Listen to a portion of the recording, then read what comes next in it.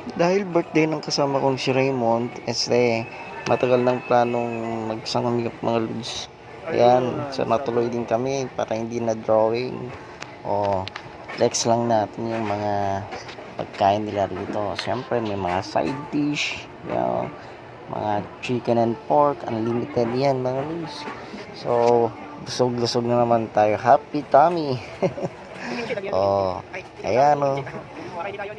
Tara na, banatan na natin. Kuha na tayo. Ayan.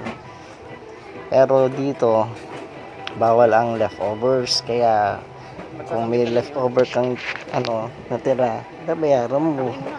So, hinay-hinay lang sa pagkuha. Tansyahin mo lang talaga kung gaano ang kaya mo. Ayan o. So,